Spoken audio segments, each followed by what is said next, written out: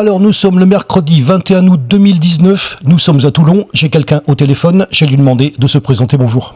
Bonjour, Béatrice Fabre, présidente des Belles d'Autrefois. Et vous nous appelez de ?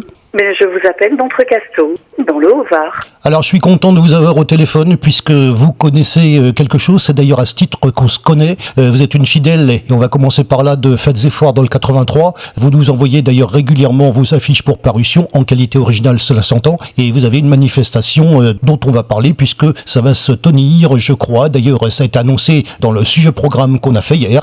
Le dimanche 25 août, on fera bien sûr la récapitulation à la fin. Vous connaissez justement ce groupe Fêtes et Foires dans le 83, vous voyez le travail qu'on fait. Qu'est-ce que vous en pensez d'abord ? Moi, je pense que c'est un travail formidable. Franchement, on devrait tous vous remercier pour tout ce temps que vous passez à faire des interviews, à mettre en ligne nos affiches, etc.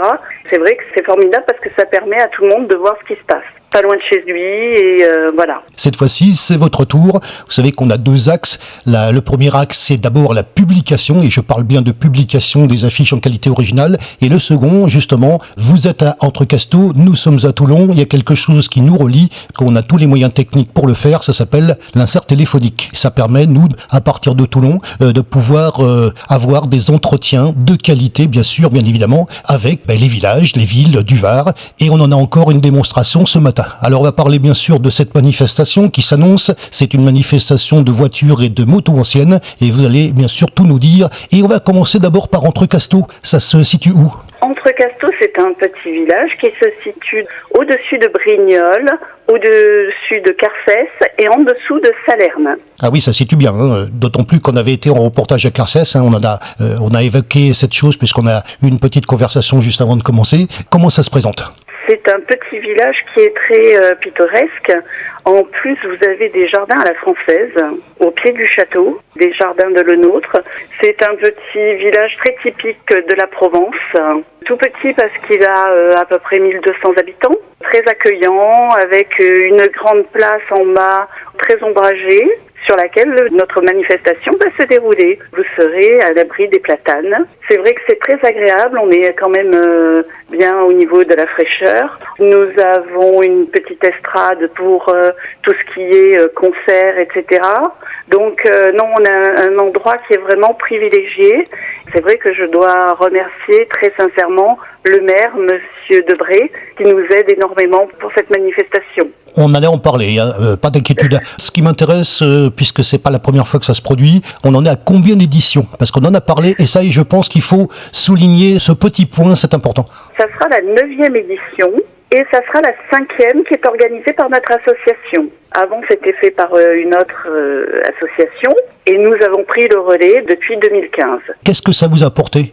C'est énormément de travail pour organiser ce genre de manifestation, mais en même temps, c'est très passionnant parce qu'on rencontre des gens qui viennent de différents endroits. Qu'avec notre association Les Belles d'Autrefois, on va aussi sur les manifestations organisées par les autres clubs de véhicules anciens. C'est vrai que c'est un échange qui est très riche. En plus de faire partager cette passion aux personnes extérieures qui viennent, au public, etc., c'est un moment intense.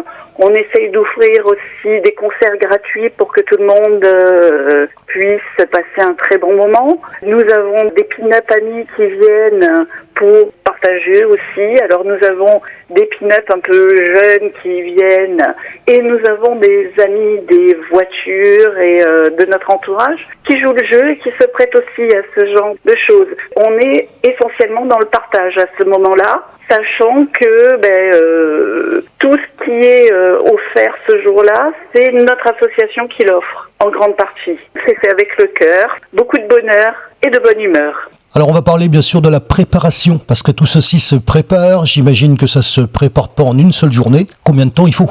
C'est très long, en fait on s'y prépare d'une année sur l'autre.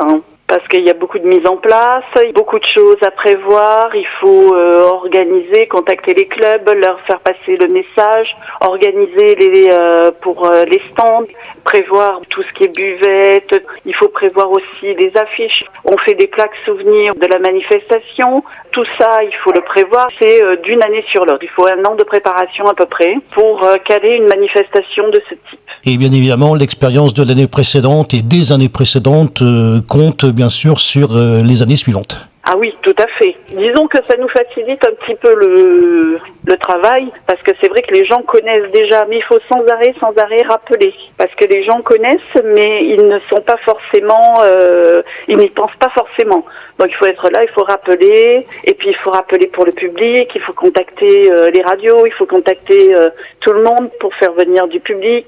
Après, il y a l'organisation au niveau, on va dire, du jour de la journée aussi, qui est un travail qui est assez lourd, parce qu'il faut se caler au niveau du matériel, il faut se caler au niveau des branchements électriques. C'est un travail qui est quand même de longue haleine. Alors vous avez compris pourquoi, d'une part, on publie les affiches et d'autre part, justement, on vous donne la parole parce que j'ai toujours estimé que c'était complémentaire. Puis en même temps, c'est aussi une façon, et vous le disiez, effectivement, il faut rappeler aux gens, et je sais ce que je dois faire, moi, au niveau de la programmation du groupe Faites Efforts dans le 83, effectivement, il faut faire beaucoup de rappels. Vous avez entièrement raison. Je partage entièrement ce point de vue. Mais par contre, vous avez vu que là, on est là justement pour expliquer les choses dans la plus parfaite des contractions, je pense que vous le voyez, pour voir un petit peu ce qu'il en est. On parlait également de ce que ça apporte au village, parce que bien sûr, c'est aussi, vous faites la manifestation, on parle des voitures, on parle de votre association, et on parle de Entrecasteaux, parce que ça, c'est bien. Tout à fait. C'est vrai que le but principal de cette manifestation, c'est aussi de faire vivre notre village, de lui apporter le maximum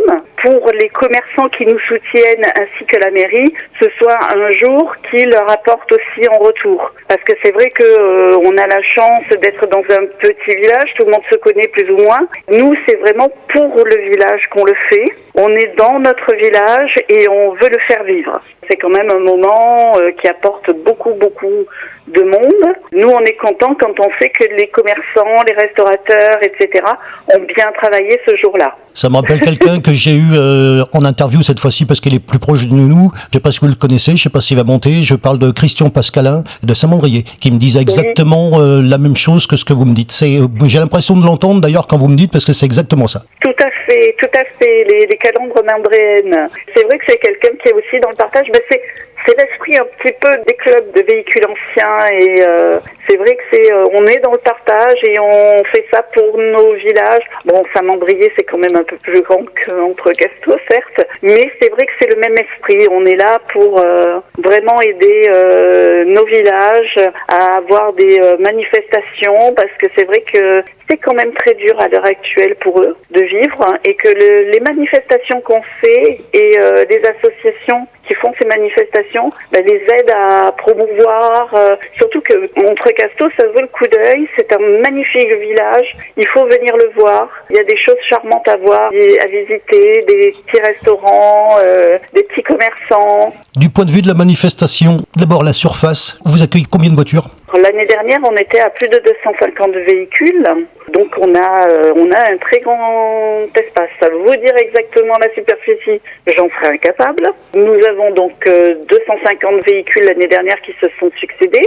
Nous avons des stands à peu près, cette année on va en avoir à peu près 17-18.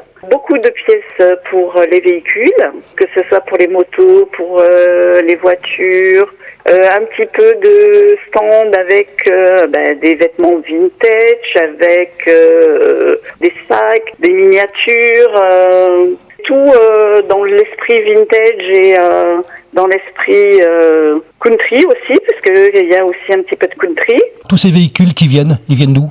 De toute la région PACA en fait, puisque nous avons des gens qui viennent de Nice, du 06, on en a qui viennent du 13, beaucoup qui viennent du 83. Ce sont beaucoup des clubs, mais nous avons aussi des particuliers qui viennent avec leurs véhicules. Et au niveau public? Pour le public, c'est pareil. Ce sont des gens qui viennent essentiellement, on va dire, de toute la région, donc Draguignan, Brignoles, Saint-Maximin. Nous avons aussi des gens qui viennent de plus loin, de Marseille et du 06.